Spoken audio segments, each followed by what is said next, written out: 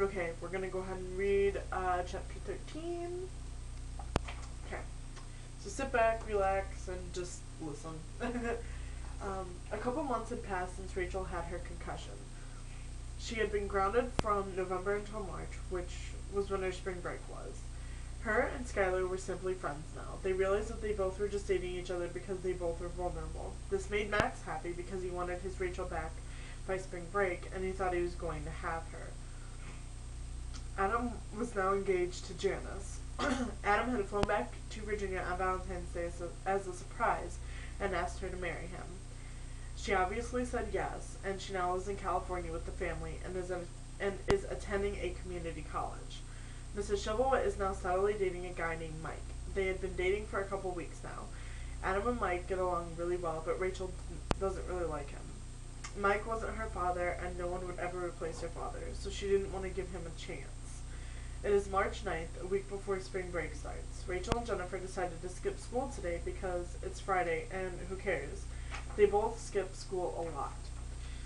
Rachel and Jennifer had made plans for Rachel to go to Jennifer's house because they knew they wouldn't get caught skipping there.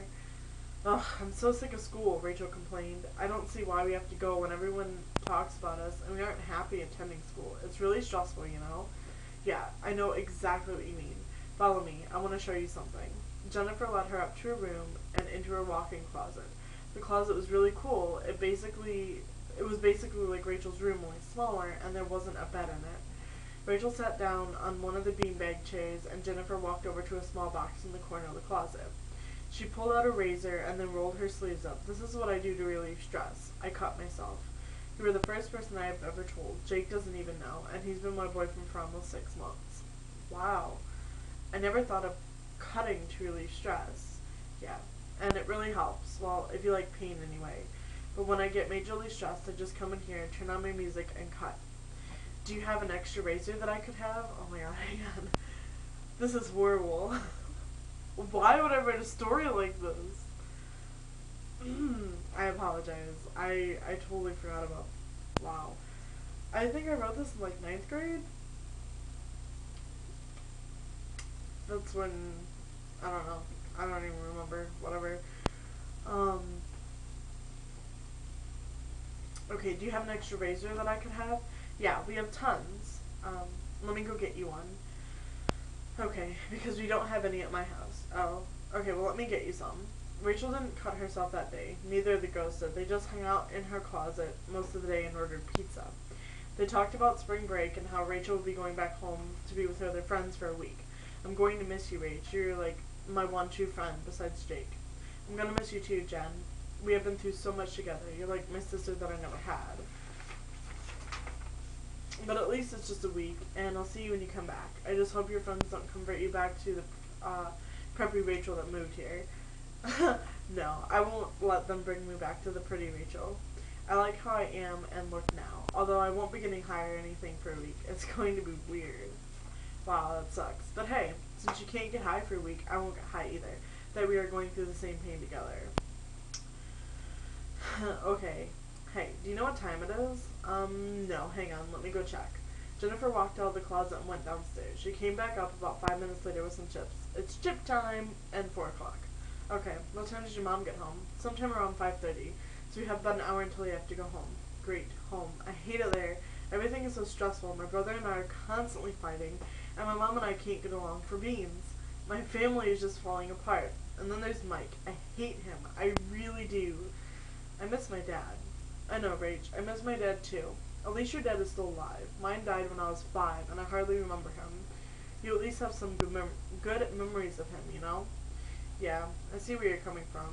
They were both pretty quiet for a while, and then the phone rang. They both jumped, and then Jennifer ran downstairs.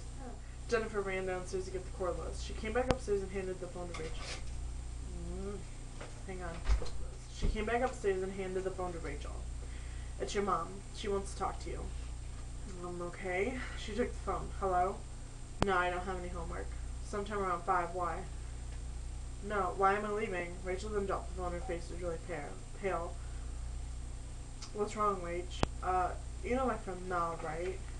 Yeah, you mentioned her before. What about her? She was in a car accident, is in the hospital. I'm leaving for Virginia tomorrow morning to go see her.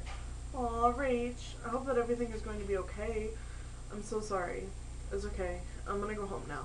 I might be able to call you later. If not, I'll talk to you online at Mel's house in Virginia. Jennifer got up and hugged Rachel, and then walked her to the door. The next morning, Rachel and her mom were on a plane to go to Virginia.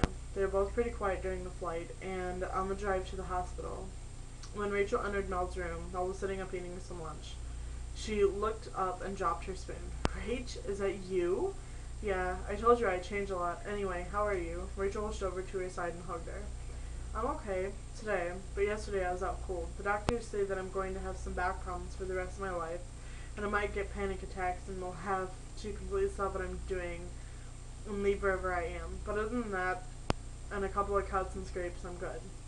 Mel's mom, Rachel's mom, Rachel and Mel all talked about at the hospital for a long time. They talked until visiting time was over, and then Mrs. Chivalwit took Mrs. Kirchen, Mel's mom, home. We have the 2 guest bedrooms all set up for you two. You can go on up and get your stuff unpacked and then come down for some dinner. I'm sure you two must be starved, Mrs. Kirchen said.